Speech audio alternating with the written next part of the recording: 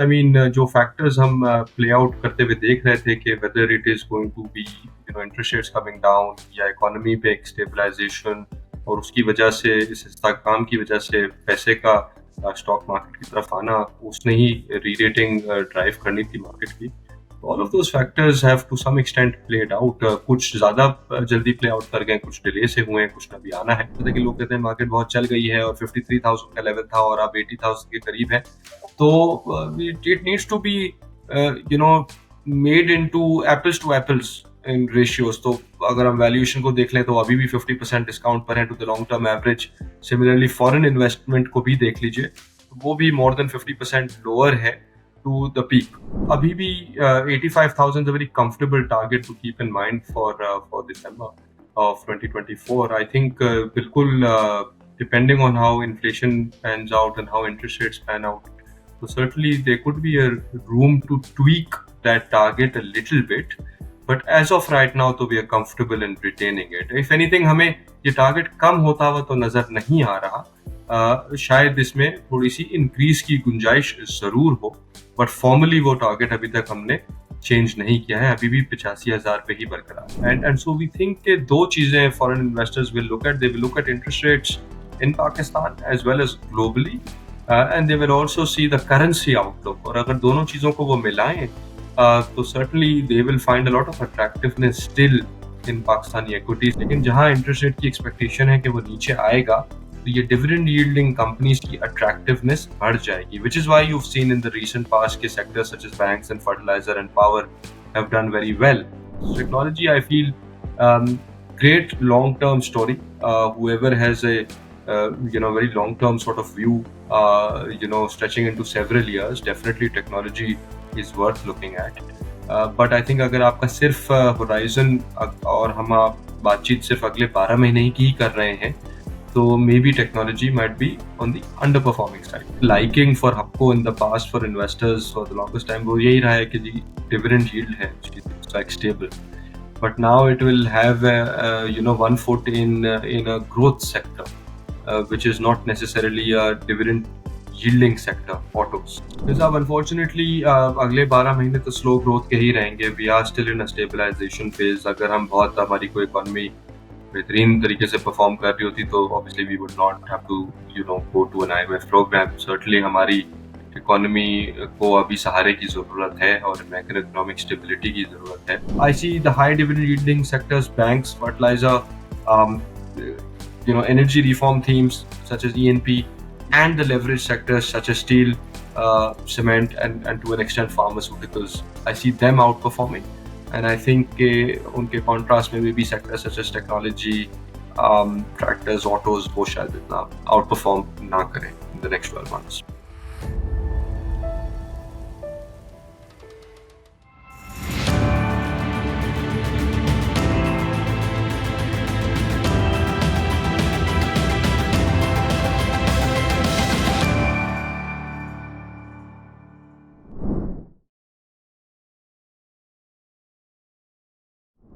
अस्सलाम वालेकुम रज़ा साहब, क्या हाल है? वालेकुम खैज़र साहब, बिल्कुल ठीक। Thank you for having me. बहुत-बहुत शुक्रिया आपने दोबारा टाइम दिया, बल्कि हम तीसरी दफ़ा ये पॉडकास्ट कर रहे हैं। एक दफ़ा हमने बैंकिंग सेक्टर को कवर किया था काफ़ी डिटेल में, और दूसरा हमने मार्केट को डिस्कस किया था। एंड आई स्टिल रिमेंबर कि शायद आप पहले थे जिन्होंने 85 का टारगेट दिया था। उस टाइम काफ़ी अनसर्टेनिटीज़ थी in the market, and it was quite bold to say that market का target by end of the year is 85,000 points, जो कि माशाल्लाह 80 पे तो already पहुंच गई है, अभी 6 महीने बाकी हैं। So मेरा question है कि how do you feel seeing market at 80,000, और आपके ख्याल में अब नेक्स्ट टारगेट क्या होगा? 85 पे ही आप स्टे कर रहे हैं क्योंकि अभी 6 महीने बाकी हैं, या आपने टारगेट को रिवाइज भी किया है? जी खैर साहब, बिल्कुल आपने याद दिला दिया about our previous podcast, and that was at the end of December 2023। जहाँ तक मुझे याद है 2024 का भी आगाज नहीं हुआ था, and if I remember correctly उन दिनों में 66,000 की लेवल को टच किया था मार्केट ने, KSE 100 ने, और इनफैक्ट थोड़ी सी करेक्टिव मोड में भी थी मार्केट। और 66 के बाद 60,000 भी हुई थी और हमारा इस 66 के से 60,000 के सफ़र में बात हुई थी, तो नेचुरली उस वक़्त भी थोड़े से जिटर्स ज़रूर थे ज़हन में और रिस्क फैक्टर्स थे ज़हन में। बट आई थिंक जो हमने चीज़ें आइडेंटिफ़ाई की थी कि एक ऑब्वियसली आईएमएफ प्रोग्राम हमने एक 3 मंथ का 9 मंथ का एसबीए हमने साइन कर लिया था उस टाइम पे। रिलेटिवली स्पीकिंग पॉलिटिकल काम नज़र आ रहा था। हालाँकि उस टाइम पे भी थोड़ी-सी अनसर्टेनिटी फ्रैंकली स्पीकिंग नुमायाँ हुई थी कि इलेक्शन वक़्त पे होंगे, नहीं होंगे और आगे का क्या होगा आईएमएफ प्रोग्राम के हवाले से। बट हैप्पी टू ऑब्वियसली सी के जो हम सोच रहे थे कि पिछले 1-2 सालों के बरक्स पॉलिटिकल सिचुएशन थोड़ी-सी ज़्यादा स्टेबल होगी, मोर काम होगी और इकोनॉमी पे एक लेज़र शार्प फ़ोकस जो हम परसीव कर रहे थे कि वो होगा। क्योंकि हम एक बड़े एक ऐसे मरहले से निकल रहे थे कि बिल्कुल डिफ़ॉल्ट के आसार थे मई और जून में लास्ट ईयर। तो नेचुरली वो बड़ा लोगों की ज़हनों पे आई थिंक फ्रेश था। तो वी वर एक्सपेक्टिंग एक razor sharp effort on the economy होगी और वैसा ही हुआ। तो without really wasting any time उन्होंने आईएमएफ प्रोग्राम एक तो वो कंप्लीट भी कर लिया ठीक है बखूबी और नए प्रोग्राम की हुकूमत ने बातचीत भी इनिशिएट कर ली। एंड आई थिंक उसके साथ-साथ अगर आप देखें तो इंटरेस्ट रेट पे भी जो कॉल थी that ultimately prove to be correct कि मॉनेटरी ईजिंग का आगाज़ हम देख रहे थे। थोड़ा-सा लेट हो गए उस पे, वी थॉट कि मार्च में इंटरेस्ट रेट्स नीचे आना शुरू हो जाएँगे। होते-होते जून हो गई। लेकिन वी फील कि दैट इज़ जस्ट स्टार्ट। तो येस आई मीन जो फैक्टर्स हम प्ले आउट करते हुए देख रहे थे कि whether it is going to be interest rates coming down या इकोनॉमी पे एक स्टेबलाइज़ेशन और उसकी वजह से इस इस्तेहकाम की वजह से पैसे का स्टॉक मार्केट की तरफ आना, उसने ही री-रेटिंग ड्राइव करनी थी मार्केट की। All of those factors have to some extent played out. कुछ ज़्यादा जल्दी प्ले आउट कर गए, कुछ डिले से हुए हैं, कुछ अभी आना है। But I think so far we are on track. So it feels certainly it feels good because but I mean let's not forget कि पिछले 2-3 सालों में I mean obviously predictions have been very difficult to make because Pakistan's just been so hard to predict और अपना naturally अगर आप उसकी cycles देखें तो unusual किस्म की uncertainty हमने देखी in the last 2 to 3 years. तो yes I mean it's been difficult to be an analyst पिछले 2-3 साल. But of course happy to get acknowledged कि इस साल so far things seem to be on track. I think अभी भी 85,000 is a very comfortable target to keep in mind for December of 2024. I think बिल्कुल depending on how inflation pans out and how interest rates pan out, so certainly there could be a room to tweak that target a little bit. But as of right now, तो we are comfortable in retaining it. If anything, हमें ये target कम होता हुआ तो नजर नहीं आ रहा। शायद इसमें थोड़ी सी इंक्रीज की गुंजाइश जरूर हो, बट फॉर्मली वो टारगेट अभी तक हमने चेंज नहीं किया है, अभी भी 85,000 पे ही बरकरार है। एक्सीलेंट। और अभी आपको मार्केट कैसी लग रही है? क्योंकि बहुत सारे ऐसे लोग हैं जिन्होंने इतना बुल रन पहले नहीं देखा कभी, उन्होंने रिसेंटली जॉइन किया है, जो नए रिटेल इन्वेस्टर्स हैं। तो अभी आपके ख़्याल में मार्केट कैसी है? क्योंकि 2 तरह के लोग हम मिलते हैं मार्केट में। कुछ समझते हैं कि अभी तो गेम या पार्टी स्टार्ट हुई है, बहुत सारी अच्छे ट्रिगर्स हमें मिलने हैं, और बहुत सारे ऐसे हैं वो कहते हैं कि मार्केट तो काफ़ी ऊपर जा सकी है। तो आपके ख़्याल में अगर कोई couple of positive and negative risk factors या ट्रिगर्स आप बता दें हमें तो आने वाले दिनों के लिए? जी खैर साहब बिल्कुल। तो आई एम ग्लैड कि आज हम पॉडकास्ट कर रहे हैं। This is actually the last working day of the fiscal year, तो थोड़ा सा नंबर्स कहना आसान हो जाते हैं। पिछले एक साल में दी केएससी 100 जो फिस्कल ईयर 24 ईयर एंडेड जून 30 2024, उसमें तकरीबन 89% का रिटर्न दिया है केएससी 100 ने। And naturally that is a phenomenal return even dollar terms में। कुछ sometimes you get that return लेकिन वो डॉलर टर्म्स में एडजस्ट हो जाता है नीचे। बट इनफैक्ट इफ एनीथिंग इस साल तो बड़ी स्टेबल रही है करेंसी, और शायद हमने 2-3% अप्रिशिएट ही करा है ईयर ऑन ईयर बेसिस पे। तो तकरीबन 89-90% का रिटर्न है as far as the market is concern. That is obviously on the higher side, because अगर हम 10 साल पहले भी चले जाएं या 12 साल पहले, तो 50% की तो हमने रिटर्न्स देखे हैं, but you have to go a little bit further back कि आपको इस किस्म का रिटर्न मिल रहा है.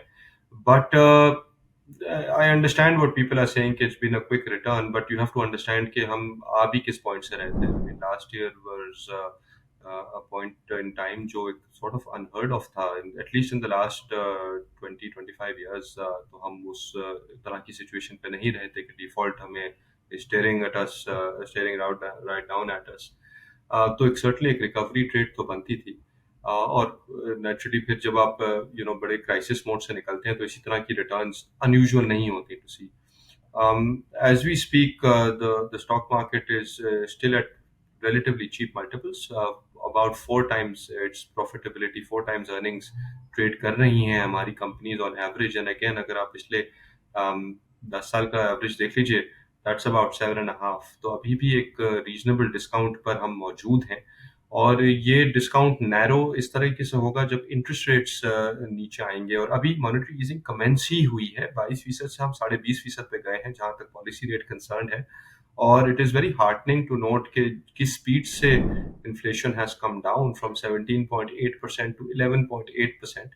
और अब तो अगले 12 महीने भी अगर आप जायजा लें, तो डिस्पाइट द फैक्ट के ऑब्वियसली बजट आया है, कुछ चीजें इन्फ्लेशनरी होंगी, your inflation average for the next 12 months CPI headline वो शायद 12-12.5% ही हो. तो उस एस्पेक्ट से देखें तो रियल इंटरेस्ट रेट्स अभी हमारे सिग्निफिकेंटली पॉजिटिव टेरिटरी में हैं. तो वी आर क्वाइट कॉन्फिडेंट कि इंटरेस्ट रेट्स में मजीद नीचे आने की काफ़ी गुंजाइश है. और जैसे जैसे ये अनफोल्ड होगा तो मार्केट की वैल्यूएशन ने री रेट ही करना है. तो I think those are the positive factors underpinning our view. Some other things, I mean obviously जो मैंने कहा कि फोकस ऑन द इकोनॉमी अभी भी मौजूद है और पॉलिटिकल सिचुएशन रिलेटिवली काम है, तो ये भी एक सपोर्टिव फैक्टर्स है. नेचुरली अगर ये चीजें तवक्कुआत के बरक्स अनफोल्ड होती हैं तो these two things will naturally turn into risk factors also. लेकिन एज ऑफ राइट नाउ वो एक कंफर्ट है. People are talking about IMF programme, budget, company profitability, valuation, यानी कि फंडामेंटल्स की बातें कर रहे हैं. जब तक इन्वेस्टर अटेंशन फंडामेंटल्स पे ही रहेगा तो हमें लगता है कि बाजार में मोमेंटम रहेगा. तो डेफिनेटली तकरीबन 90% ऑलमोस्ट डबल हो जाना 12 महीनों में is a great rally, but that in it self means nothing. I mean जो हो चुका है वो तो हो चुका है, बट क्या हम इस पॉइंट पे आ गए कि बाजार महंगी हो गई है या इकोनॉमी डिरेल होने जा रही है? ऐसा कुछ भी नहीं है. इनफैक्ट यहाँ से तो थोड़ी बेहतरी ही नजर आ रही है. तो market will respond to those positive triggers as and when they unfold. So we continue to remain. Raza साहब, आजकल हर तरफ IMF की ही बातें हो रही हैं, तो आपके ख़्याल में मार्केट पार्टिसिपेंट्स ने इस बजट पे कैसे रिएक्ट किया है? और अगर आप बजट को रिव्यू करते हैं, जो भी प्रपोज़ल है शायद अभी ये अप्रूव भी हो जाएगा, तो इस बजट को देखते हुए आपको कौन से सेक्टर्स जो हैं वो विनर्स या लूज़र्स लग रहे हैं in terms of new taxation? जी, आई एम ग्लैड आपने सवाल का जो आगाज था वो IMF से किया और फिर आप बजट पर आए, बिकॉज रियली ये एक बजट जो है जिसकी बिग पिक्चर अगर मैं लूं तो इस बजट की काविश यही है कि IMF प्रोग्राम इससे सिक्योर हो जाए.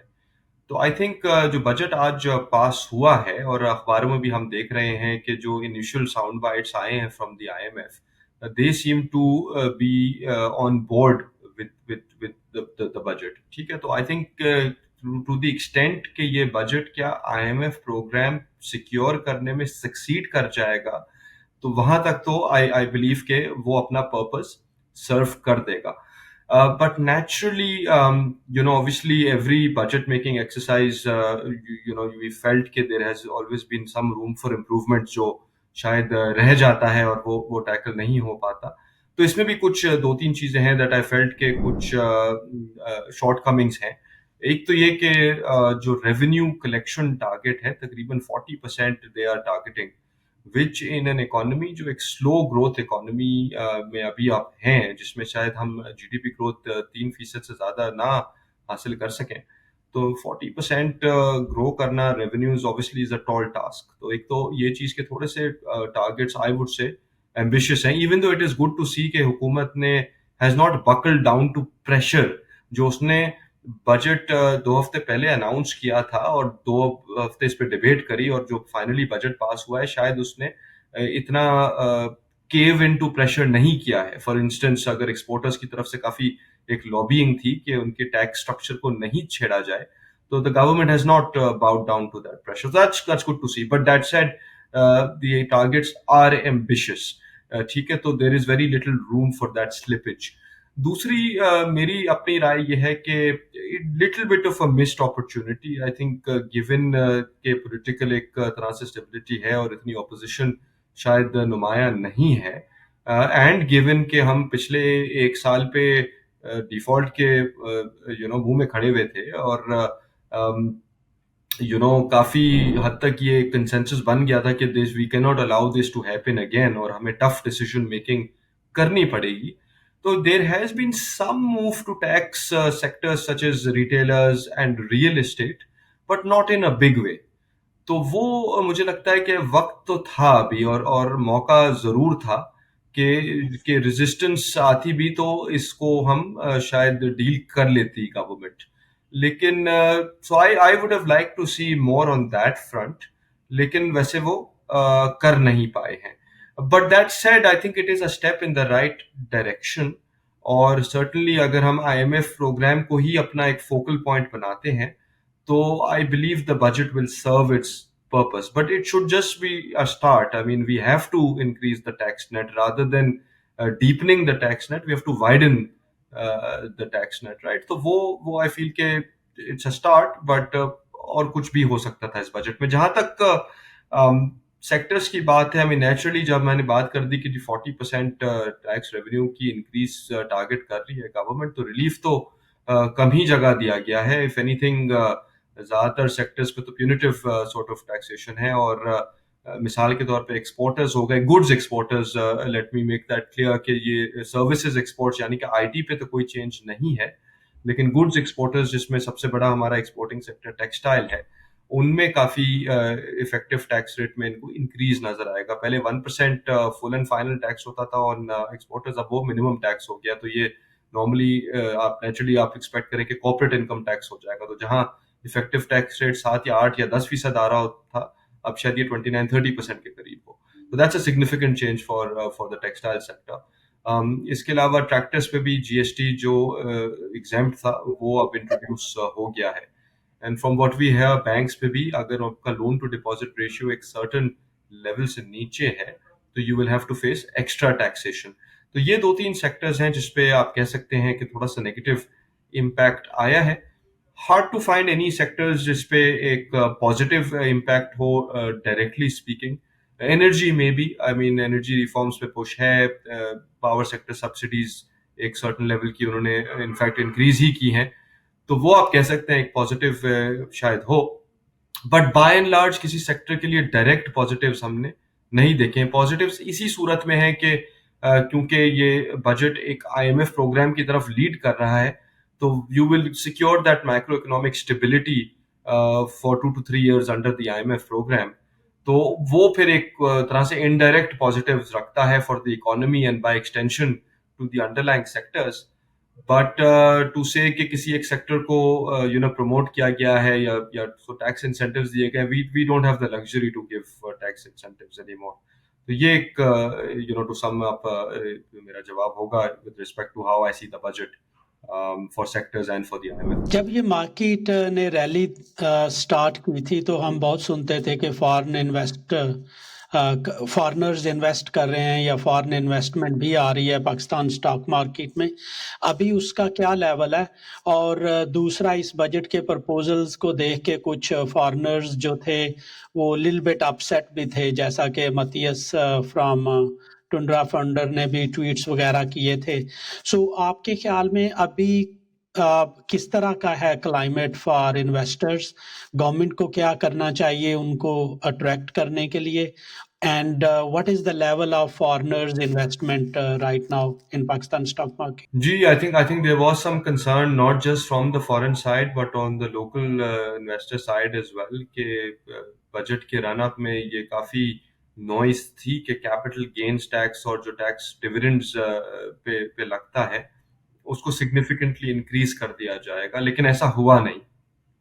So I'm happy to see that good sense prevailed, because this was not the area जहाँ से आप पाकिस्तान का issues especially on taxation are not because कि हमारा capital gains tax on equities या public equities बहुत कम है. हम घूम फिर के 5 से 6 अरब रुपए का capital gain tax हमने raise किया होगा in the last few years, and that obviously in the context of you know trillions of rupees of tax revenue जो हम एम कर रहे हैं, तो उसकी तो ये तो बेमाने सा है. तो naturally I am happy to see good sense prevail, और उस पर इतनी चेंजेस नहीं आई हैं. जहां तक फॉरेन इन्वेस्टर्स का ताल्लुक है, पिछले 6 महीनों में they have invested about $68 million net inflow into Pakistan. मैं अभी फॉरेन कॉर्पोरेट्स की बात कर रहा हूँ, इसमें ओवरसीज पाकिस्तानी या फॉरेन इंडिविजुअल्स की मैं बात नहीं कर रहा. तो तकरीबन $70 million आए हैं पिछले 6 महीनों में, और अगर आप इसको पिछले 1 साल पे ले जाएं, तो that's about $140 million of net buying in our equities in the stock market. It's heartening to see it, because obviously काफी सालों बाद ये ट्रेंड रिवर्स हुआ है, but it's still on the lower side, because जिस स्पीड से पैसा निकला था 2016 से आप समझ लें 21-22 के दरमियान, तो तकरीबन 300 से $400 million हर साल नेट सेलिंग हुआ करती थी इन द आउटफ्लो डेज. तो उसका समझ लें आधा आया है. So people have dipped their toes back into the Pakistan market, but not in a big way. तो इतनी कोई बड़ी वाजे चेंज हमने नहीं देखी है सो फार इन फॉरेन इन्वेस्टमेंट की जो परसेंटेज होल्डिंग है इन द KSE 100. अभी भी तकरीबन 4.5 से 5% of the market capitalisation foreigners के हाथ में होगी, एंड ये 10% हुआ करती थी 2017 में. And that's another reason that I'd say कि जी लोग, जैसे आपने शुरू में सवाल किया था कि लोग कहते हैं मार्केट बहुत चल गई है और 53,000 का लेवल था और अब 80,000 के करीब है. तो it needs to be made into apples to apples in ratios. तो अगर हम वैल्यूएशन को देख लें तो अभी भी 50% डिस्काउंट पर है to the long term average. Similarly foreign investment को भी देख लीजिए, तो वो भी मोर देन 50% लोअर है to the peak. So from that aspect as well, there is still that room to go. But it's been encouraging so far. But I would like to see this number increase. And I think वही वाली बात है कि जी confidence जाने में तो शायद इतनी देर नहीं लगती. Confidence वापस आने में जरूर वक्त लग जाता है. तो it is just the start, I hope. And if this journey of economic stabilization continues, तो मजीद कॉन्फिडेंस आएगा to foreign investors. Monetary easing की मैंने बात की थी कि पाकिस्तान में सर्टनली वो एक बड़ा ट्रिगर रहा है, और अगले आने वाले 6 महीने साल में भी एक्सपेक्ट यही किया जा रहा है कि इंटरेस्ट रेट्स नीचे आएंगे. तो आई एक्सपेक्ट कि वहाँ से भी एक अट्रैक्टिवनेस बढ़ेगी.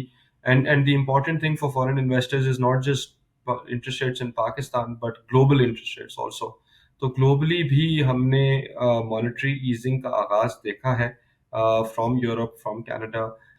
US UK ने अभी तक नहीं करा है, लेकिन वो भी एक्सपेक्ट किया जा रहा है कि it's only a matter of time, और second half of the year में आपको वहाँ भी इन डेवलप्ड इकोनॉमीज में भी इंटरेस्ट रेट्स नीचे आते हुए नजर आएंगे. तो from a foreign investor perspective you can expect कि there will be more interest in other asset classes such as emerging and frontier market. जैसे दुनिया में इंटरेस्ट रेट्स नीचे आएंगे तो इन एसेट क्लासेस की अट्रैक्टिवनेस भी बढ़ जाएगी. तो एक तो ये फैक्टर हो गया कि फॉरेन इन्वेस्टर्स क्या देखेंगे और किस चीज से फॉरेन इन्वेस्टमेंट एक्सेलरेट हो सकती है मजीद. And I think a third factor would probably be the exchange rate, and I think वो एक बड़ा पेन पॉइंट रहा है especially for foreign investors in the last several years. In fact let's not forget कि पिछले 2-2.5 साल में करेंसी हमारी more than 40% versus the US dollar depreciate हुई है. तो नेचुरली अगर रिटर्न्स आते हैं तो वो वहां से काफी हद तक इरोड हो जाते हैं. बट वी थिंक कि जिस तरह की IMF से बातचीत का आगाज हुआ है उस सिलसिले का, और द फैक्ट कि इकोनॉमी अभी भी एक बहुत मोहतात फेज में है और बहुत मोहतात तरीके से उसको चलाया जा रहा है. तो करंट अकाउंट का अगर आप हवाला मैं आपको दूं, तो करंट अकाउंट इस साल हम नियरली एक सरप्लस में है, बड़ा माइनर सा डेफिसिट है. And that's very rare in Pakistan. आप 2 साल पहले चले जाएं तो $18 अरब का एक करंट अकाउंट डेफिसिट है, which is very large, which needs to be funded from some avenue, क्योंकि रिजर्व्स तो आपके पास अभी भी $9 अरब के ही हैं। इनफैक्ट जो हम पीक रिजर्व्स गए हैं, शायद हम 18-20 अरब डॉलर के गए हैं विद द सेंट्रल बैंक।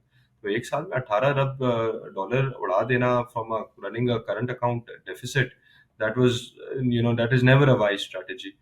तो अभी अगर आप देखें तो करंट अकाउंट काफी हद तक कंट्रोल में है, एंड आई थिंक अगर ऐसा ही ये ट्रेंड कंटिन्यू करता है तो नेचुरली वो फिर रुपी पे या करेंसी पे प्रेशर्स को एलिविएट कर देगा।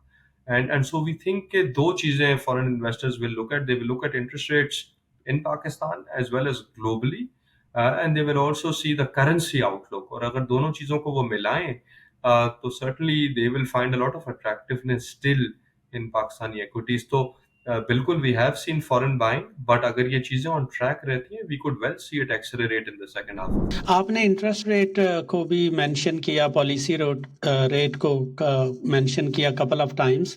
सो आपको अभी आने वाले दिनों में इसके ये ट्रैजेक्टरी कैसी लग रही है, या आने वाले दिनों में अभी आपको इंटरेस्ट रेट कैसे लग रहा है? और दूसरा ये कि एक अच्छा या गुड गेस क्या होगा ईयर एंड के लिए इंटरेस्ट रेट्स का? और तीसरा इसमें मैं ये भी ऐड करना चाहूँगा कि अभी इंटरेस्ट रेट थोड़ा-सा कम हुआ है। मार्केट पार्टिसिपेंट्स तो बहुत देर से एक्सपेक्ट कर रहे थे कम हो, बहुत सारे फ़ील भी करते हैं कि ये लेट कम कर रहे हैं। मुस्तफ़ा पाशा साहब के साथ मैंने पिछली एक पॉडकास्ट भी की थी, उन्होंने काफ़ी इसको एक्सप्लेन किया था कि क्यों स्टेट बैंक को जो इंटरेस्ट रेट है अब कम करना शुरू कर देना चाहिए। सो कम होना शुरू हो गया है। आप ये बताएँ कि एक तो ईयर एंड आपका गेस क्या होगा? और दूसरा अभी मार्केट ने इसको कितना प्राइस इन कर लिया होगा कि फर्दर अगर कितना हो तो मार्केट एक अच्छा ट्रिगर दे सकती है? क्योंकि इंटरेस्ट रेट के कम होने से अभी मार्केट ने इतना कोई मार्केट में चेंज नहीं आई, क्योंकि ऑफ कोर्स लिटिल बिट तो ऑलरेडी प्राइस्ड इन हो चुका होगा। जी जी, देखिए interest rates, again we were quite confident कि पिछली मॉनेटरी पॉलिसी में, जून की पॉलिसी में इंटरेस्ट रेट्स नीचे आना शुरू हो जाएंगे। इनफैक्ट वी थॉट के 200 बेसिस पॉइंट्स की गुंजाइश तो मौजूद है for rates to come down. उसके करीब करीब रेट कट हुआ, इतना नहीं हुआ, 200 तो नहीं हुआ, 150 बेसिस पॉइंट कट हुए। 22% से पॉलिसी रेट 20.5% पे आ गया है। एंड आई थिंक उसमें यही था, it wasn't a very hard call, because देखें दोनों, अगर हम आईएमएफ की भी बात कर लें तो वो कोई इंटरेस्ट रेट को वो ये नहीं कहता कि इतना होना चाहिए 20 या 25 या 15। वो कहता है कि एक टाइट मॉनेटरी पॉलिसी और एक प्रूडेंट और कंजर्वेटिव मॉनेटरी पॉलिसी होनी चाहिए। उसी लाइंस पे सेंट्रल बैंक की अगर आप मॉनेटरी पॉलिसी मिनट्स या उनकी कमेंट्री पढ़े हैं तो वो भी यही कहते हैं कि we would like to be very data dependent. तो दोनों चीजों में यही नजर आ रहा था कि जिस स्पीड से इन्फ्लेशन नीचे आई है और जिस तरीके से हमारी इकोनॉमी स्टेबलाइज हुई है, तो सर्टेनली डेटा तो यही दिखा रहा था कि peak inflation is in the rear view mirror. And there was certain, and in fact I would argue central bank कुछ महीने पहले ही शुरू कर सकता था, बिकॉज ये चीजें नजर आ रही थी, even at the analyst level हमें नजर आ रही थी। तो आई थिंक सेंट्रल बैंक को बखूबी नजर आ रही होंगी कि इन्फ्लेशन ने किस तरह नीचे आना है। But of course they were being prudent, and I think central bank was well within its rights to be prudent। और दुनिया में obviously geopolitical situation को देखना, oil prices को देखना, बजट का पैसेज का करीब आने देना और उसकी चीजों को, उसके कॉन्टोर्स को समझ लेना। So I think the state bank was well within its rights to wait till June, and they did act. I think 150 basis point is a reasonable cut. अब आगे जहां तक बात है, like I said, that is a function of how the economy behaves with respect to exchange rate and inflation in particular.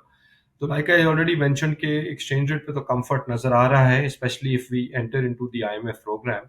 जहां तक inflation की बात है तो 12-12.5% की एवरेज सीपीआई हमें नजर आ रही है अगले 12 महीनों में। अच्छा, ये रेलेवेंट क्यों है? Because that is probably the single most important factor driving interest rates. Historically speaking real interest rates जो रहे हैं पाकिस्तान में, they have been in the range of 1 to 1.5%। ठीक है, तो अगर पिछले अगेन ये नंबर थोड़ा सा चेंज हो गया होगा, बट पर मैं पिछले साल देख रहा था कि हमारी लॉन्ग टर्म इन्फ्लेशन जो है पाकिस्तान में, दैट्स अबाउट 8%।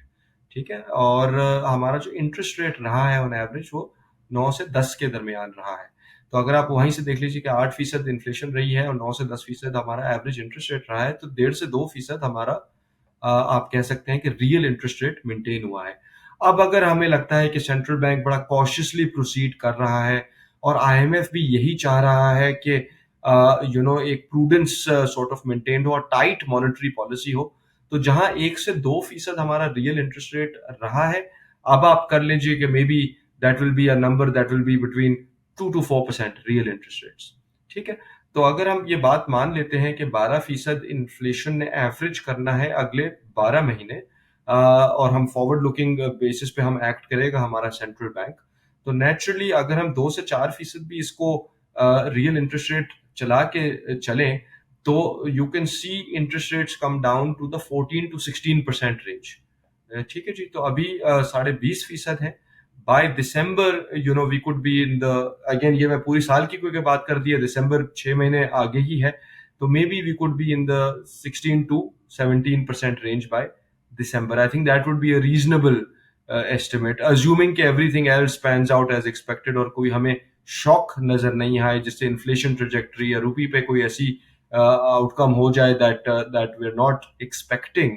बट अगर चीजें इसी सिम्त जाती रहती हैं जिससे हम एक्सपेक्ट कर रहे हैं, तो सर्टनली यहाँ से मजीद 4 से 5% इंटरेस्ट रेट्स का नीचे आना कोई मुश्किल बात नहीं है। और फिर साहब लेट्स ऑल्सो नॉट फॉरगेट कि जहां मैंने बात कर दी कि जी 15, 16, 17 इस तरह की रेंज लोग आपको देते हुए नजर आएंगे, तो पिछले 20 सालों में अगर हम देख लें तो ये 15% actually was the peak. 2000 financial crisis के बाद, ग्लोबल फाइनेंशियल क्राइसिस के बाद 15% हमारा पीक किया था discount rate at the time. तो हम देखें ना आ भी कहाँ से रहे हैं, तो हम नीचे भी आ रहे हैं, 20, 20.5 से अगर 15 की तरफ भी आते हैं तो वो भी कोई कम इंटरेस्ट रेट नहीं है। पाकिस्तान के कॉन्टेक्स्ट में that is will be about 1.5 times the long term average. तो आई थिंक इतना कोई मुश्किल या इतनी कोई आउट ऑफ द वे नहीं जाना पड़ेगा हमें 15-16% आने का। It's very reasonable sort of estimate to make for December of 24। अभी आपने पीकेआर का मेंशन किया और फॉरेनर्स के लिए जो एक पेनफुल पॉइंट है वो डेप्रिसिएशन है। मैंने इन्वेस्ट करना शुरू किया था जनवरी 2021 में, और अगर आज मैं अपनी इन्वेस्टमेंट को देखूं इन एईडी टर्म्स, तो 45% का मुझे लॉस है एक्सचेंज रेट में। तो यू कैन जस्ट इमेजिन कि मुझे 45% पाकिस्तान स्टॉक मार्केट से अर्न करना पड़ेगा to just come to a break even. So ये एक बहुत पेनफुल है फॉरेनर्स के लिए, पता भी नहीं होता आगे आने वाले दिनों में क्या होगा। अभी हम सुन रहे थे कि आईएमएफ की एक रिकमेंडेशन है कि इसको थोड़ा सा पीकेआर को रिलैक्स करें, और अली खिजर साहब से भी बात हुई थी, एक पॉडकास्ट की थी रिसेंटली, तो उनका भी ख्याल था 4-5% और ये डेप्रिशिएट हो सकता है। तो आपको आगे आने वाले दिनों में पीकेआर कैसा लग रहा है? और स्पेशली हमने देखा है कि आईटी सेक्टर वगैरह ने बिल्कुल परफॉर्म नहीं किया। अगर लिटिल बिट ये डेप्रिशिएट होता है तो इसका क्या इम्पैक्ट आएगा एक्सपोर्ट इंडस्ट्री पे? जैसे कि आईटी है, आईटी ने तो बिल्कुल ही कुछ नहीं किया जब से मार्केट परफॉर्म करना शुरू हुई है। जी, ओके, फेयर इनफ। देखिए एक्सचेंज रेट पे, how I see the exchange rate is a bit of like a shock absorber. ठीक है, आप इस तरह समझ लीजिए एक सेल्फ करेक्टिंग मैकेनिज्म है मेरी नज़र में इंटरेस्ट रेट। अगर आपकी इकोनॉमी में इंपोर्ट्स ज़्यादा आना शुरू हो जाएं या एक्सपोर्ट्स की कमी हो फॉर वट एवर रीज़न, तो नेचुरली आपका current account will go into deficit territory.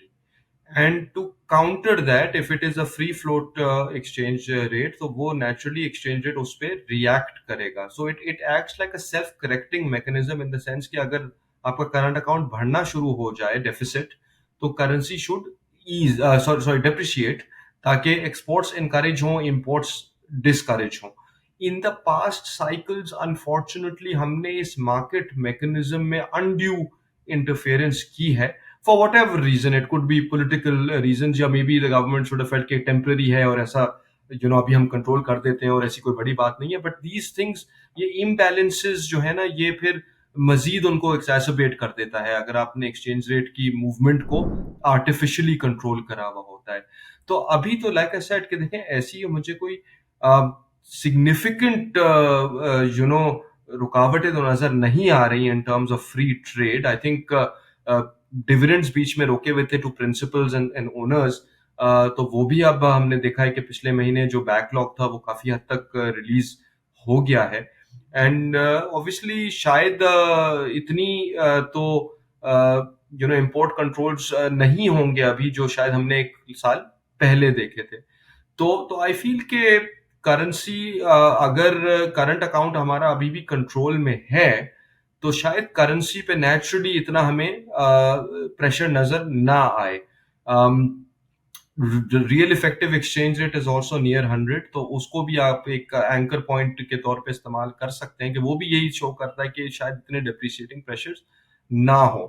तो नेचुरली आई डोंट थिंक के दोनों चीजों को अगर हम मिलाएं तो मुझे नहीं लगता कि करेंसी पे वो उस तरह के प्रेशर्स आएंगे जिस तरह के आपने हवाला दिया कि 2021 से लेके अब तक ऑफ कोर्स आपको एईडी टर्म्स में 45% का नुकसान हो चुका है। ऐसी तो drastic changes in the currency तो हम नहीं देख रहे, लेकिन सर्टनली हम पिछले सालों के we can learn from the long term trend and say कि जी ठीक है, maybe the long term trend is a 5 to 6% depreciation per year, और शायद वही इस तरह की आपको लेवल ऑफ डेप्रिसिएशन नजर आए अक्रॉस द नेक्स्ट 12 मंथ्स। तो हमें कोई शॉक नजर नहीं आ रहा। देखिए, शॉक इसी सूरत में आता है कि 3 साल तक आप करेंसी को आर्टिफिशियली कंट्रोल करते हैं, चौथे साल इकोनॉमिक रियलिटी हिट्स, और जो 3 साल पे आपने नहीं कर, वो हर साल अगर 5 या 6% होता तो आपको इतना बुरा नहीं लगता, लेकिन वो एक गो में अगर आप उन 4 सालों का 25-30% एक साल में कर देंगे, फिर आपको बहुत बुरा लगेगा। तो I hope we learn from our mistakes. As of right now मुझे इतनी कोई कंसर्न नहीं है as far as the currency is concern, specially अगर हम आईएमएफ प्रोग्राम सिक्योर कर लेते हैं ना timely manner.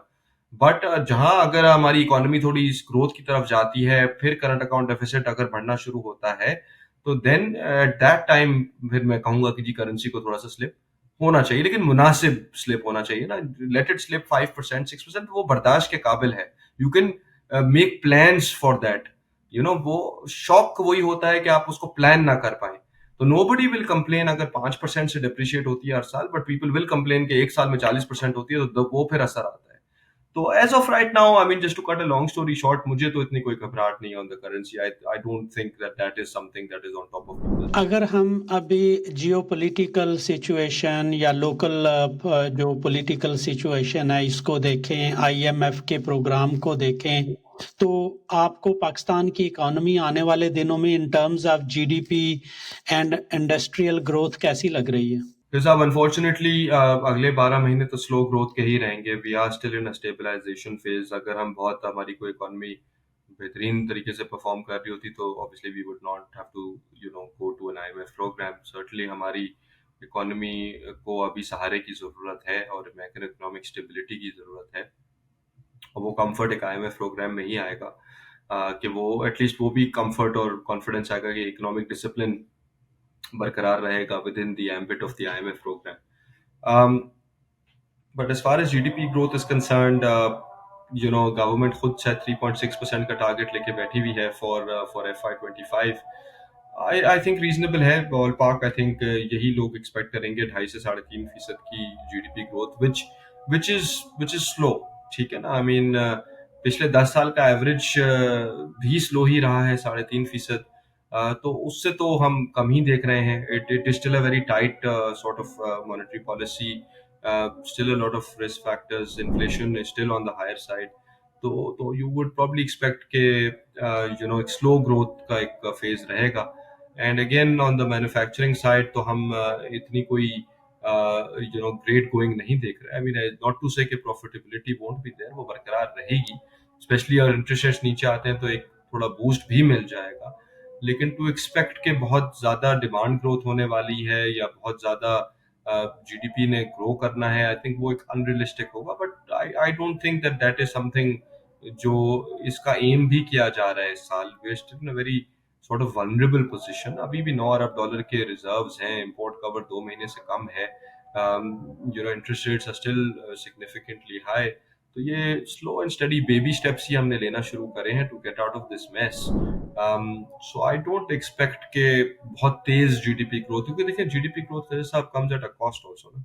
Once you start growing तो नेचुरली हमारी इकोनॉमी का स्ट्रक्चर ऐसा है कि then naturally imports start to grow, and in the past they have grown uncontrollably।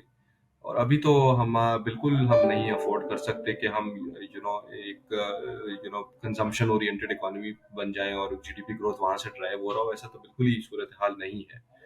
तो I would say slow growth, and then slowly we can get out of this. But ये तो अपना expect करें कि अगले 12 महीने में कि कोई बहुत हमारी इकोनॉमी तीर मार देगी with respect to GDP growth, ऐसा नहीं है। गिवन द सिचुएशन जो आपने अभी एक्सप्लेन किया अबाउट इकोनॉमिक क्लाइमेट, तो इस सूरत हाल में आपको कौन से जो सेक्टर्स हैं पाकिस्तान स्टॉक मार्केट के वो अंडर परफॉर्म या आपको आउट परफॉर्म होते हुए नजर आते हैं इस साल? फिर साहब अगेन आपने सवाल ऐसा करा है कि that brings me to previous question जो शायद मैंने आधा आंसर किया था, क्योंकि आपने टेक्नोलॉजी सेक्टर की बात की थी और आपने कहा था कि एक अंडर परफॉर्मिंग सेक्टर रहा है in the maybe in the last 6 months and a year. तो technology had a great run पिछले 4-5 साल में। दैट वाज मार्केट नहीं चल रही थी, इकोनॉमी नहीं चल रही थी, and technology was doing phenomenally well. And I think some of our companies, listed tech companies जो बड़ी हैं, उन्होंने बहुत अच्छा काम किया और अभी भी बहुत अच्छा काम कर रहे हैं।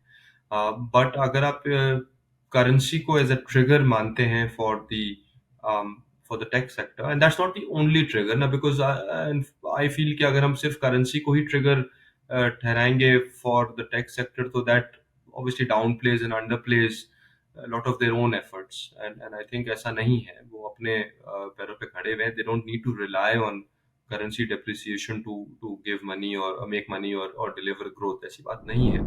लेकिन certainly अगर एक तरह से एक ट्रिगर तो है, इसको हम we can't completely ignore it as well।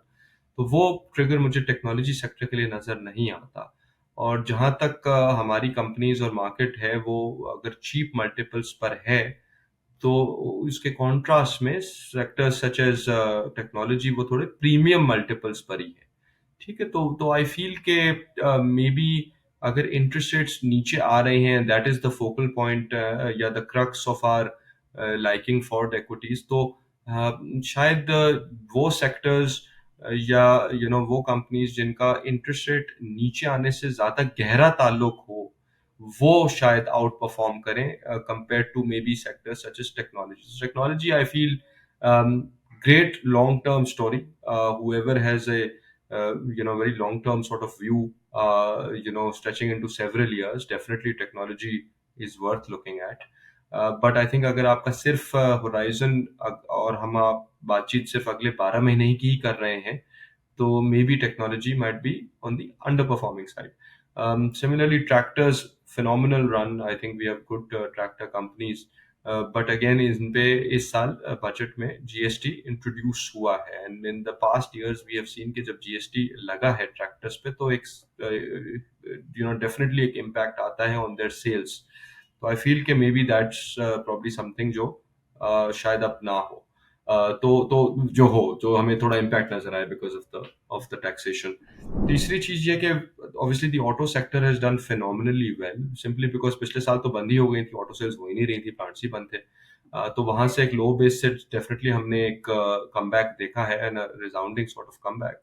But आगे जाते हुए जितना sensitive auto sector interest rate से होता था, शायद इस दफा इतना ना हो, सिंपली बिकॉज के सेंट्रल बैंक ने जो रूल्स की हुई हैं ऑटो फाइनेंसिंग की, वो काफी टाइट हैं।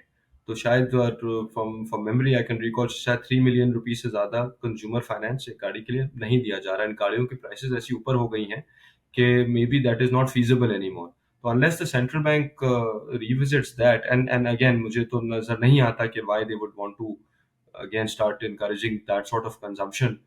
तो इंटरेस्ट रेट्स अगर नीचे भी आएंगे, तो शायद ऑटो सेक्टर को उस कंपेयर टू प्रायर ईयर्स उतनी इंक्रीज इन ऑटो फाइनेंसिंग शायद नजर ना आए compare to previous years. So because of that I feel कि एक अच्छी रैली हो चुकी है उस सेक्टर में, but may be from the next 12 month perspective it will join the tractors and the tech sector in being relative underperformers. What I like is देखिए दो चीजें हैं, अगर इंटरेस्ट रेट्स नीचे आ रहे होते हैं तो दो चीजों की अट्रैक्टिवनेस बढ़ जाती है। एक तो ये कि आपकी जो हाई डिविडेंड यील्डिंग सेक्टर्स हैं उनकी रिलेटिव अट्रैक्टिवनेस बढ़ जाती है। तो जहां एक कंपनी 15-16% डिविडेंड यील्ड दे रही है, which is very high in anybody's book, right, but interest rates आपके 20% से ऊपर हों तो नेचुरली फिर लोग 20% का ही उस पे ही तरफ ही जाएंगे फिक्स इनकम पे, और 16% की डिविडेंड यील्ड भी छोड़ देंगे। लेकिन जहां इंटरेस्ट रेट की एक्सपेक्टेशन है कि वो नीचे आएगा तो ये डिविडेंड यील्डिंग कंपनीज की अट्रैक्टिवनेस बढ़ जाएगी, which is why you have seen in the recent past के sectors such as banks and fertiliser and power have done very well. कोई नई चीज तो कुछ उनकी सच नहीं आई, लेकिन simply because interest rate outlook change हुआ और उस पर State Bank started to act, कि उनकी अट्रैक्टिवनेस और उनकी अरियर बढ़ गई। तो अभी भी मुझे लगता है कि उनमें and those are relatively more stable and you know less riskier because very stable business models ना, फर्टिलाइजर हो जाए, पावर हो जाए, बड़े स्टेबल बिजनेस मॉडल्स हैं। तो फॉर द equity investor उसमें भी classes है ना, the less risk averse equity investor can go for those sort of sectors. The more adventurous equity investor वो ये देख सकता है कि which companies या which sectors actually suffered a lot because interest rates went up, क्योंकि simply because उन्होंने कर्जे बहुत ले लिए थे और in the last few years and interest rates went up तो they went into troubled territory.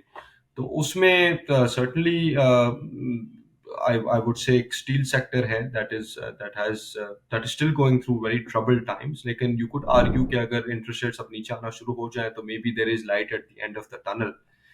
Cements भी हालांकि a lot of them are reliant on turf financing जो कोविड के दौरान दी गई थी, तो उनकी अभी भी कुछ लोन्स हैं जो इतने लो इंटरेस्ट रेट्स पर ही हैं। तो पिछले सालों के मुकाबले में शायद इतनी इंटरेस्ट रेट सेंसिटिविटी उनकी ना हो, but I would still probably put them in that camp कि they will benefit when interest rates start to come down. Selected pharmaceutical companies भी हैं जो काफी leveraged हैं, तो वो हम उनकी तरफ भी देख सकते हैं। तो high dividend yielding stocks, the leveraged sectors जिसमें टेक्सटाइल भी आ जाता है, बट बिकॉज टैक्स चेंजेस हुए हैं तो शायद आपको थोड़ा बेहतर एंट्री पॉइंट्स टेक्सटाइल में अभी भी मिल जाए। और तीसरी चीज ये है कि अगर हमें लगता है कि अच्छा ये पहले हमने मरहला कर दिया, बजट निकाल दिया, आईएमएफ से नेगोशिएशन हो रही है, तो नेचुरली एनर्जी रिफॉर्म्स भी हमें लगता है कि अब वो आएंगे। And we have seen recently के कुछ पैसा जो हुकूमत वो करती थी टू ईएनपी कंपनीज, वो रिलीज करने की बातें या कमिटमेंट दी है। तो some of our cheaper publicly owned public sector oil and gas exploration firms, I think उनमें भी थोड़ा इंटरेस्ट आ सकता है। So I think I see the high dividend yielding sectors, banks, fertiliser, energy reform themes such as ENP, and the leverage sectors such as steel, cement, and to an extent pharmaceuticals. I see them outperforming, and I think उनके contrast में भी sectors such as technology, tractors, autos, वो शायद इतना outperform ना करें in the next 12 months. आपने banking sector को लिटिल बिट मेंशन किया और मेरा अगला क्वेश्चन भी बैंकिंग सेक्टर के बारे में ही था। सबसे पहले अगेन आपका बहुत बहुत शुक्रिया। लास्ट टाइम जो हमने बैंकिंग पे डिस्कशन की थी, पॉडकास्ट की थी, that was one of the best, और माशाल्लाह you are also an authority on banking sector. So मैं सोच रहा था आपसे क्वेश्चन पूछूंगा, अभी आपके पिछले आंसर से थोड़ा सा मुझे आइडिया हुआ है। मैं सोच रहा था कि लोग समझते थे कि अगर इंटरेस्ट रेट्स कम होंगे तो बैंकिंग की जो प्रॉफिटेबिलिटी है कम होगी, या इन स्टॉक्स में से लोग निकलेंगे। इवन के मतीयस फ्रॉम टुंड्रा, जब उनके साथ मैंने पॉडकास्ट की थी तो उनका भी ख्याल था कि जो बैंकिंग सेक्टर की प्रॉफिटेबिलिटी होगी वो लिटिल बिट फ्लैट ही होगी। मैं सोच रहा था आपसे पूछूंगा कि ये बैंक्स को क्या खुशी चढ़ी हुई है जो कि ये they are not coming slow. Banking sector ने ही मार्केट की रैली स्टार्ट की थी, और जो बैंकिंग सेक्टर्स के कुछ स्टॉक्स हैं वो तो अमेजिंग अमेजिंग परफॉर्मेंस इन्होंने दी है, बट अभी भी वो नहीं स्टॉप हो रहे। पिछले हफ्ते भी बड़ा अच्छा परफॉर्म कर रहे हैं। तो अगर लिटिल बिट डिटेल में आप बैंकिंग के सेक्टर के बारे में थोड़ा सा एक्सप्लेन कर दें। अभी भी मैं देखता हूँ बहुत सारे इन्वेस्टर्स हैं जो कि बैंकिंग स्टॉक्स को बड़ा पसंद करते हैं। उन्होंने 3-3 4-4 बैंक्स में इकट्ठा किया हुआ है इन्वेस्ट। तो अगर लिटिल बिट बैंकिंग सेक्टर को थोड़ा सा कर दें एक्सप्लेन। जी, खिज़र साहब बिल्कुल and thank you for the kind words. जहाँ तक फॉरेन इन्वेस्टर्स की बात है, यू आर एब्सोल्युटली राइट। जो मैंने बात की कि पिछले 6 महीनों में $70 मिलियन आए हैं, to healthy portion of that वो बैंकिंग सेक्टर में ही आया है, बिकॉज़ अगेन उनका गहरा ताल्लुक है विद द इकोनॉमी। और इकोनॉमिक स्टेबलाइजेशन अगर हो रही है तो नेचुरली बैंक्स आर अ की बेनिफिशियरी। पाकिस्तान में banking models are fairly plain vanilla. हमारे काफ़ी हाई स्प्रेड बिजनेस मॉडल है दुनिया में, स्पेशली इन डेवलप्ड मार्केट्स। आप देखेंगे कि ज़्यादा रिलायंस उनकी फ़ी बेस्ड होती है, non non interest based earnings होती हैं। पाकिस्तान में still a very young sector in terms of under penetration. और यंग मैं इसलिए कहूँगा बिकॉज अगेन बैंक्स तो हबीब बैंक तो उस टाइम पे आई बिलीव पार्टीशन से पहले का ही बैंक है।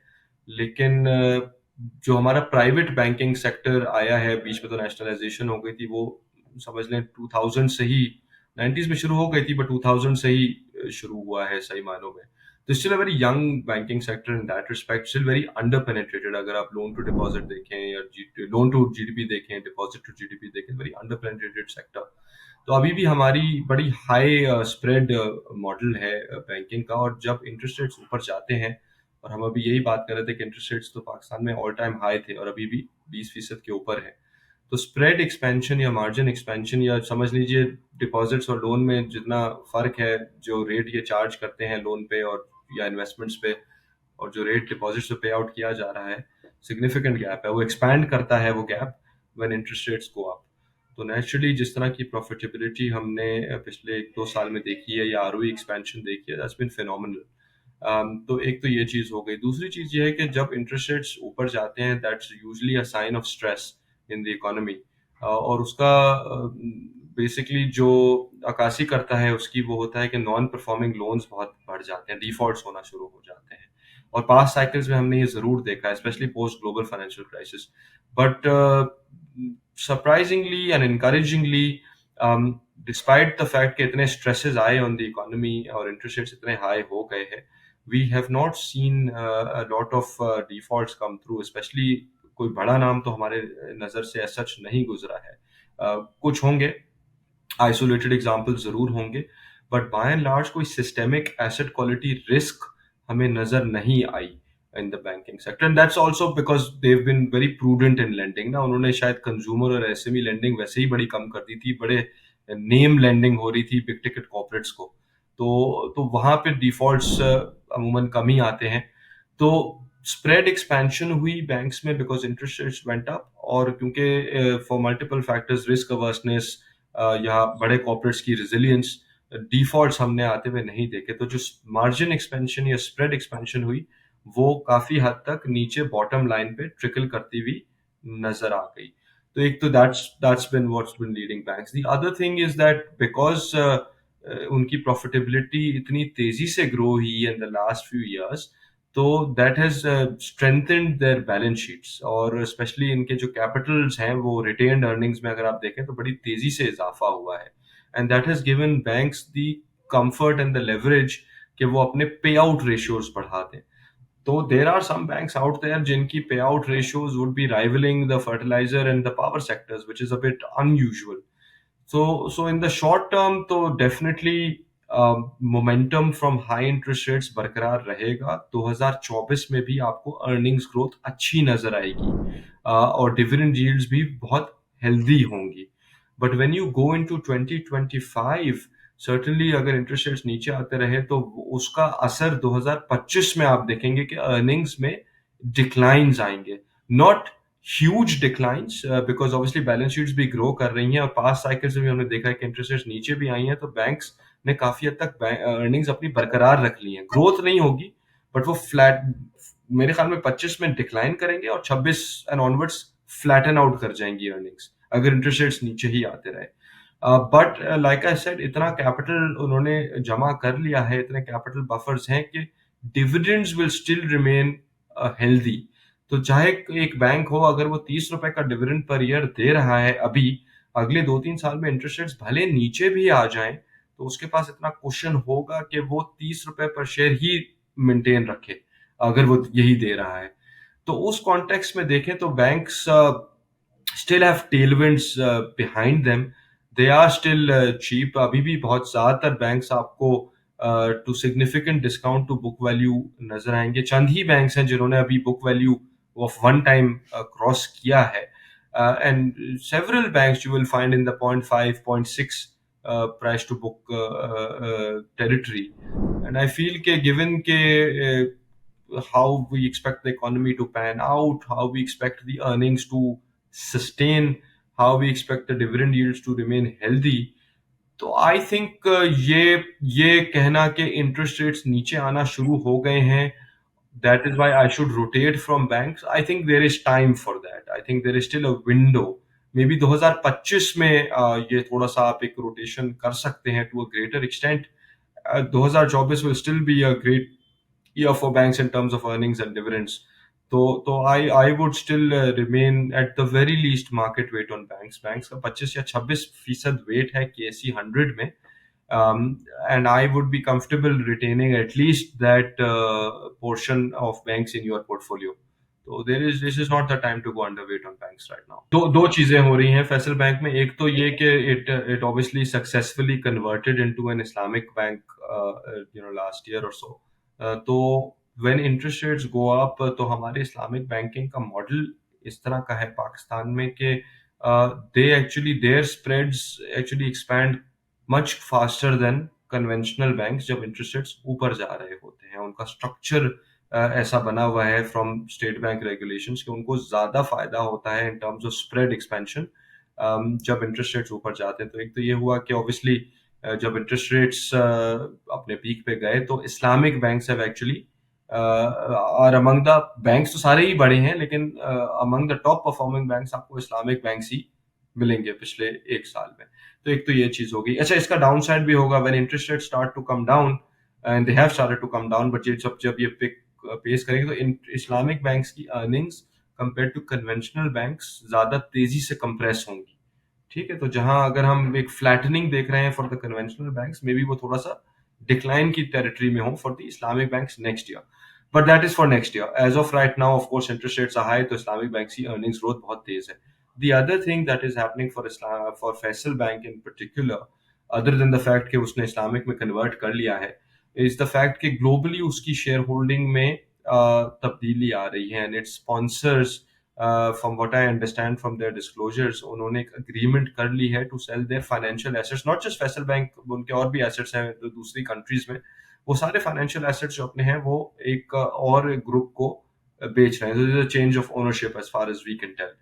तो व्हेन दैट हैपेंस, अगेन ये तो रेगुलेटर्स ही इस पे डिसाइड करेंगे, but if there is that change of ownership जो हम परसीव कर रहे हैं, तो that depending again on what regulators determine, it could lead to a tender offer. ठीक है जी, और tender offer to minority share holders. तो that tender offer could take place at whatever the deal price is, और अगर market में ये perception है कि द डील प्राइस इफेक्टिवली वो फैसल बैंक की will be higher than the current price, तो द मार्केट में फिर वो market price will go towards the perceived deal price. तो आई थिंक फैसल बैंक में हाल में तो ये हो रहा है। पिछले 12 महीनों में it was quick earnings growth courtesy of conversion into an Islamic bank and the high interest rate environment. तो दो चीजें फैसल बैंक में इन प्ले। और दूसरे बैंक्स के बारे में अगर ब्रीफली थोड़ा सा बता दें, जो अदर गुड बैंक्स हैं, टॉप आपके ख्याल में होंगे चॉइसेस। अगर dividend yield is the single most important factor for investors, और ज्यादा आगे का होराइजन नहीं है, 6 महीने 1 साल की व्यू ही रखते हैं, तो यूबीएल का डिविडेंड यील्ड इज फिनोमिनल अभी भी, फॉलोड बाय एमसीबी। तो आई थिंक ये दो बैंक्स हैं जिनमें आप बहुत हाई डिविडेंड यील्ड अभी भी बरकरार है, and I think investors can still take advantage of those high dividend yields if that is what attracts them the most. दूसरी चीज ये है कि बैंक्स की मैंने बात करी और आप मैं तायद करूंगा किसी बात की कि जैस अर्निंग्स ग्रोथ में थोड़ी सी प्लेटूइंग आउट होगी from next year, but let us not forget कि end of the day banks भी एक शेयर ही है, right? They are listed security. And जहां मैं बात करता हूं कि इंटरेस्ट रेट्स नीचे आने से री रेटिंग होती है, तो वो बैंक्स पे भी अप्लाई करता है। तो बैंक्स में शायद हम प्राइस टू अर्निंग्स को इतना नहीं देखते, प्राइस टू बुक को देखते हैं। तो री रेटिंग जब हम कहते हैं कि प्राइस टू अर्निंग्स 4 से 5 हो जाएगी, तो वैसे ही बैंक्स की प्राइस टू बुक अगर किसी की 0.6 है, तो मीन रिवर्जन होके वो 0.8 या बुक वैल्यू के करीब आ सकती है। तो अगर आप चीपर बैंक्स देखें from a price to book perspective, तो उसमें among the larger banks Habib Bank मौजूद है। अभी भी फॉरवर्ड प्राइस टू बुक पे it's at 0.5 price to book. तो somebody who feels that valuation re-rating is the name of the game, to quote you, and वहां से ज्यादा पैसे बनेंगे, तो maybe that could be somebody. So Habib Bank and cheaper banks on price to book, वो उनके लिए बेहतर साबित हो सकते हैं। लेकिन जिनको डिविडेंड यील्ड ही चाहिए और वो री रेटिंग पे इतना बिलीव नहीं कर रहे, तो they can stick to the likes of UBL and MCB. Raza sahab, हम एनर्जी सेक्टर की रिफॉर्म्स के बारे में सुनते रहते हैं। हमारे बहुत सारे एनर्जी के जो स्टॉक्स हैं, बड़ी अच्छी कंपनीज़ हैं, बट कौड़ियों के भाव मिल रहे हैं due to challenges in energy sector. So आपके ख्याल में ये गवर्नमेंट एनर्जी सेक्टर का जो क्राइसिस है, इसको रिज़ॉल्व कर पाएगी? और दूसरा, हम ये डिस्कोज़ की बात बड़ी सुनते रहते हैं कि इनको प्राइवेटाइज़ करना चाहिए। ये गवर्नमेंट कर पाएगी इनको प्राइवेटाइज़? और तीसरा, अगर आप ये हबको के बारे में बता दें, ये जो उसका ईवी की एक न्यूज़ आई थी, उसके बाद थोड़ी सी प्राइस एप्रिसिएशन भी हुई है। सो अगर उसका भी थोड़ा सा ऐड कर दें। जी, three three questions in one, मैं एक एक करके ले लेता हूँ। जहाँ तक आपने बात करी कि ईएनपी कंपनीज बहुत सस्ती हैं, यस, हमारी तो ज़्यादा ईएनपी कंपनीज लिस्टेड भी नहीं है, 4 हैं, दो दो प्राइवेट हैं, दो दो गोमती ओन्ड हैं। तो there is a distinct differentiation you can make between the two. जो प्राइवेट कंपनीज हैं जिनका सर्कुलर डेट से इतना कोई गहरा ताल्लुक नहीं है और उनकी कैश फ्लो सिचुएशन नॉर्मल है, तो वो तो मैं नहीं कहूंगा कि वो बहुत सस्ती हैं। If I mean obviously not to say there is no value in them, but the likes of Mari वगैरह, अगर आप देखें जहां मार्केट 4 टाइम्स अर्निंग्स पर है, तो Mari would probably be in the 5 to 6 times earnings, right? It's a premium to the market. और उसकी डिविडेंड यील्ड भी, there will be a lot of other stocks जिनकी डिविडेंड यील्ड उससे ज्यादा होगी, बट बिकॉज उसका सर्कुलर डेट से इतनी इन्वॉल्वमेंट नहीं है, तो that has done well. But obviously the likes of OGDC and PPL, जिनकी सर्कुलर डेट में वो घिरे हुए हैं, और उनकी अर्निंग्स तो हैं, बट उनकी फ्री कैश फ्लो नहीं है, उनकी कैश अर्निंग्स नहीं है, तो डिविडेंड्स यील्ड्स उनकी वो उनके हाथ बंधे हुए हैं। तो they are certainly, I would agree, कौड़ियों के दामों पे मिल रही हैं, अगर आप उस कॉन्टेक्स्ट से देखें कि what the other ENP companies are trading eight.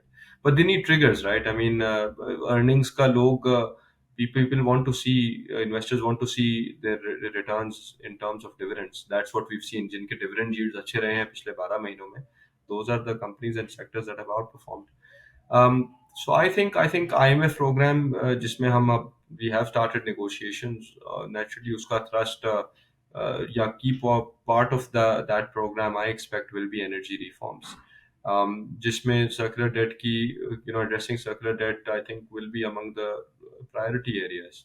तो अगर ऐसा हो जाता है, तो certainly that could unlock value for the government state owned ENP companies, and I think उसका कुछ हमने um, इकदामात देख भी लिए हैं। आई थिंक अभी भी पिछले 1-2 दिनों में यही आ रहा है कि हुकूमत ने कमिट करा है कि सर्टन ड्यूज जो काफ़ी सालों से ड्यू हैं वो रिलीज कर दिए जाएंगे, और जो उस पे इंटरेस्ट है उन ड्यूज पे उनको भी रिलीज कर दिया जाएगा, but over a period of time.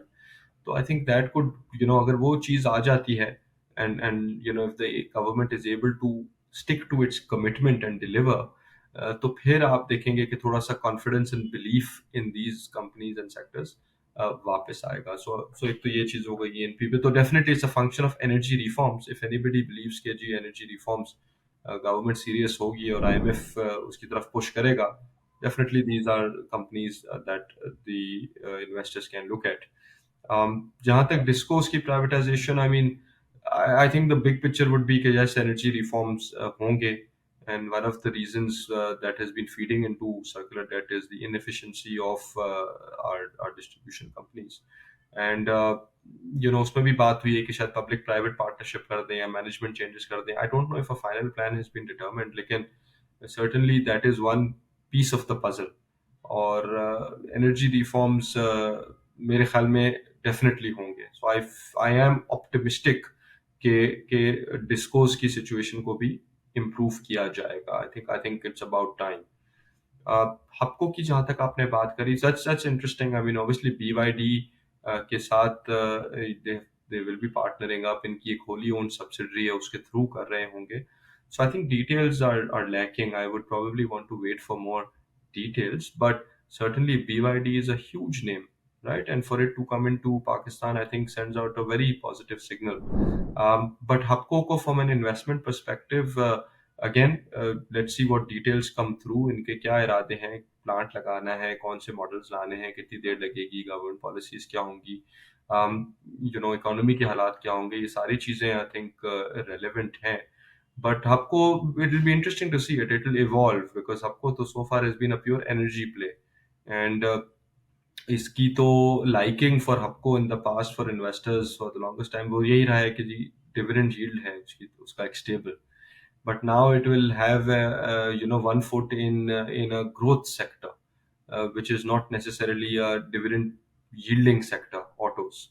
तो थोड़ी सी हपको की एक evolution है which the market will come to terms with at some stage. But certainly great in the long run. I would say I think BYD का आना और इनके साथ पार्टनर करना, I think it is an honor and an achievement.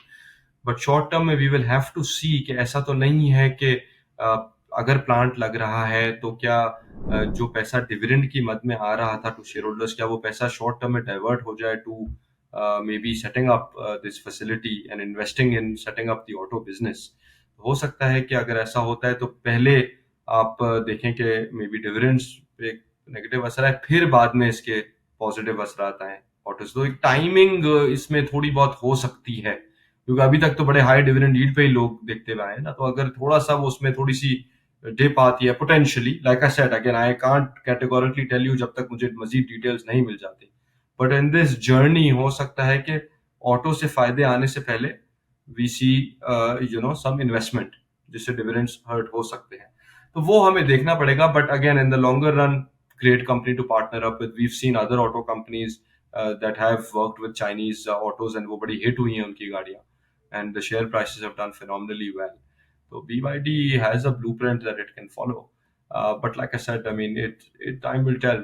But long run great, but short term maybe there is room to time the stock a little bit better. रजा साहब, आपने already थोड़ा सा डिस्कस भी किया. अगर मौजूदा हालात को देखें तो कौन सी टॉप इन्वेस्टमेंट पिक्स होंगी आपके ख्याल में? क्योंकि दोनों चीज़ों को अगर हम मद्देनज़र रखते हैं, एक तो पॉलिटिकल सिचुएशन है जो पाकिस्तान में सम टाइम मुझे भी मैसेज आता है दोस्तों का कि पॉलिटिकल जो सिचुएशन है हीट अप हो रही है.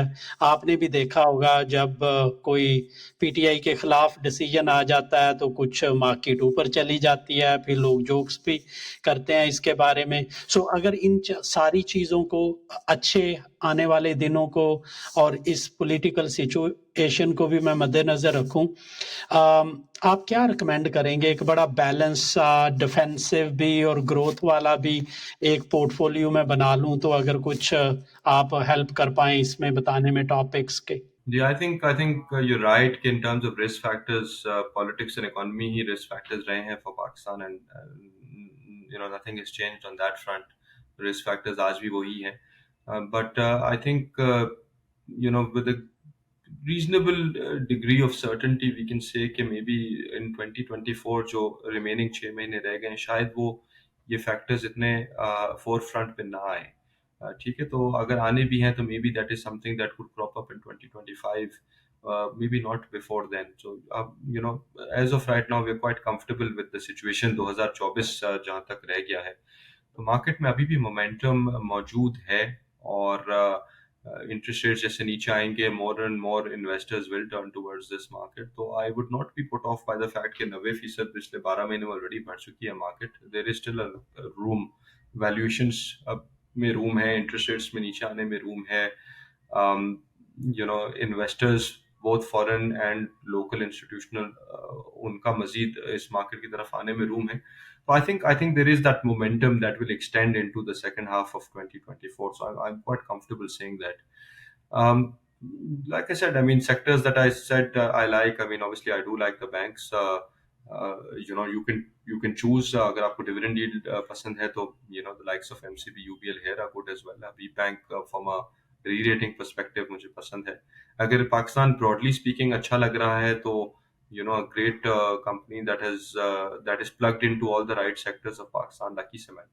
I think उनका सीमेंट में भी है, पावर में भी है, ऑटोज में भी है, केमिकल्स में भी एक्सपोजर है. Pakistan does well, lucky does well. तो लकी को देखा जा सकता है. स्टील आई मेंशन कि बड़ा डिफिकल्ट टाइम रहा है last few years, but may be it's time for bottom हमने शायद हिट कर लिया हो. तो even with in that the more sort of solid companies like Mughal steel, I think वो थोड़ा सा relatively बेहतर लगता है. Energy reforms, I truly believe के चीज़ें मूव होना शुरू हुई हैं on that front, and I think you will see them pick pace going forward as well. So definitely some of the cheaper E&P companies वो देखी जा सकती हैं. ये ज़्यादातर जो मैंने नाम लिए हैं, these are all blue chips by and large और liquid names हैं.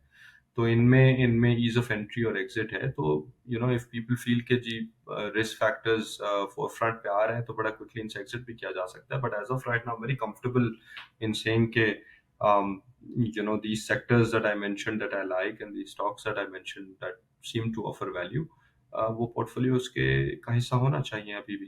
तो मार्केट में like I said, I mean मुझे तो पॉजिटिव्स अभी भी आउटवे करते हुए नजर आ रहे हैं compared to the negatives. So I would stay engaged with this market. Raza साहब, मेरा सेकंड लास्ट क्वेश्चन है. ऑल दो पॉडकास्ट काफ़ी लंबी हो गई है यूजुअल टाइम से. It's always pleasure talking to you. जब भी आपसे बात होती है तो दिल करता है क्वेश्चन बस पूछता जाऊं और जितने अच्छे तरीके से आप जवाब देते हैं. तो मेरा अगला सेकंड लास्ट क्वेश्चन है कि कुछ लोग अभी भी मनी मार्केट में बैठे होंगे, आराम से रिस्क फ्री रिटर्न्स ले रहे होंगे. उनके लिए आपकी क्या एडवाइस होगी? How can they transition into high risk? I think Khizr साहब, look, I don't think one size fits all here. I mean depends. अगर आप बहुत एक risk averse investor हैं, maybe you are a pension fund, या आपकी maybe आप उम्र के हिस्से में हैं कि maybe you're relying, you're at the later stage of your career and आपके लिए बड़ा important है आपकी retirement savings, all of that. तो definitely fixed income is still offering a very high rate, right. तो मैं तो उनको वही कहूंगा जो बड़े रिस्क अवर्स इन्वेस्टर्स हैं कि that high rate is still there. And even in fixed income आप एडवांटेज इस तरह का ले सकते हैं कि you can sort of lock in. आप थोड़ा लॉन्गर टर्म पे चले जाएं. When interest rate start come down, तो वो अगर आपने एक रेट लॉक इन कर दिया है तो वो बॉन्ड्स पे आपको वहां से गेन भी मिल जाता है, कैपिटल गेन भी हो जाता है. तो maybe they can tilt towards from treasury bills 1 year से maybe they can start coming into the 3 year instrument. ठीक है. बट अगेन पीपल जिनके लिए महज इन्फ्लेशन को 2-3% से बीट करना is not enough and they feel कि नहीं, this is we have time on our side and we would like to earn extraordinary या हाई रिटर्न्स.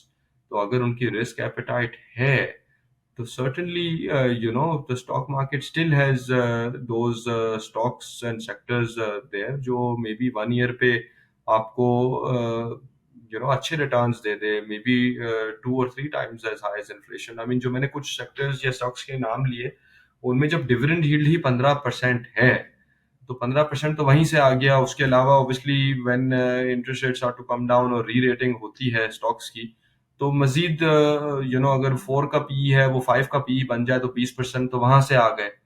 15% तो 20 करें तो 35%. तो नॉट टू से कि ये पूरी मार्केट पे अप्लाई हो रहा है, ऐसी बात नहीं है for the KSE 100, but there will be stocks जो इतना return total return potential offer कर रहे होंगे across the next 12 months.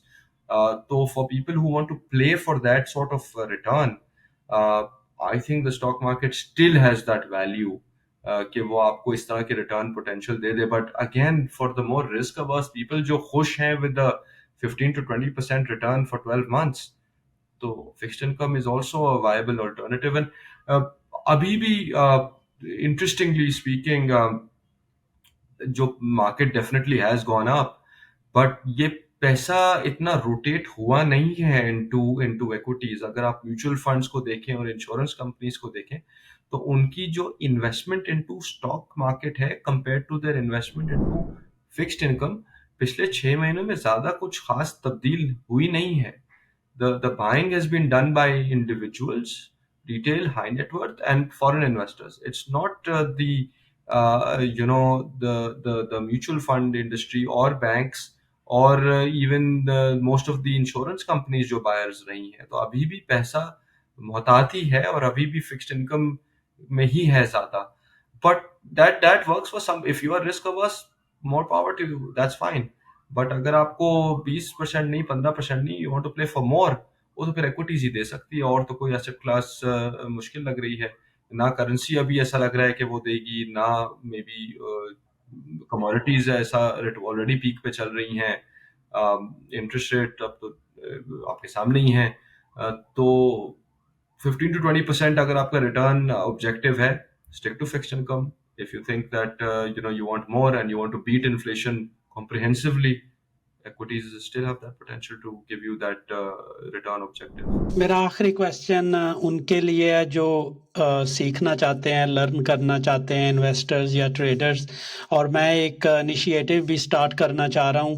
I am so far unable to execute, क्योंकि मैं दुबई में हूँ और पाकिस्तान में चीज़ें थोड़ी सी अरेंज करना मुश्किल हो रहा है। सो मैं चाहता हूँ कि हर पॉडकास्ट के बाद एक क्वेश्चन पूछूं अपने गेस्ट से, और जो भी मेरे ऑडियंस होंगे उनको मैं बुक्स गिफ्ट करूं, उनके घर में शिप करूं, बुक्स कोरियर के थ्रू चली जाए। तो अगर आप एक हमें किताब ऐसी बताएं, बुक जो कि पाकिस्तान पे भी अप्लाई होती हो। मैंने ये बहुत सुना है कि अक्सर लोग यूएस की या फॉरेनर्स की बुक्स को रिकमेंड करते हैं, और सम लोग फिर कहेंगे ये अप्लाई नहीं होती पाकिस्तान में, यहाँ के डिफरेंट डायनामिक्स हैं, वेस्ट के डिफरेंट हैं। सो आपकी को कौन सी फेवरेट बुक होगी regardless of those debate? So एक बुक रिकमेंड कर दें so that I ship to my audience. साहब आपने मुझे फंसा इस तरह से दिया कि I know you gave me that question beforehand, but मैं फॉर वट एवर रीजन एक बुक पे उसको ला नहीं पाया। आई लव रीडिंग, ठीक है, and I think definitely that is a great habit to for everybody to have. But I देखिए, मेरा हमने पूरी पॉडकास्ट और सारी कुछ हमारी कॉन्वर्सेशन स्टॉक मार्केट पे ही रही है, but my reading is very very diverse. I love reading about politics. I love reading about history. It's not. I like reading biographies of people I find interesting. ठीक है, जिन्होंने कुछ achieve किया है या इंटरेस्टिंग पर्सनालिटीज हो। तो my reading is very diverse. It will range from very sort of dry reading to comics. So I like reading. So I feel कि in general I would say it's a great initiative. It'll be very hard for me to tell you कि कोई एक book पढ़ें। People like that. In fact, मैं तो probably करता हूँ कि because my day job is just to do with the stock market, तो मैं तो try करता हूँ कि मैं वो ना पढ़ूँ after on my free time में different चीज़ों की वो करूँ, whether it's fiction or non-fiction. But what I would say definitely अगर आपने थोड़ा सा समझना है market को, I think certainly develop a good sense of history. I think अगर आपने past events को अच्छी तरीके से study करा हुआ होता है तो you will find के वो history tends to repeat, not exactly, but काफी हद तक वो cycles में चलती है history. So if you whatever interests you in terms of historical events, definitely उसमें deep dive करें, उसको पढ़ें। दूसरी चीज ये है कि I often find कि अभी भी लोग इतना नहीं करते, which is surprising, but newspapers be aware of developments and global developments. Definitely मैं शायद थोड़ा डिसएग्री करूंगा। मुझे लगता है कि पाकिस्तान में लोग सिर्फ पाकिस्तान की ही चीजें देख रहे होते हैं और एक बबल में ऑपरेट कर रहे होते हैं और दुनिया पे इतनी नजर नहीं रखते।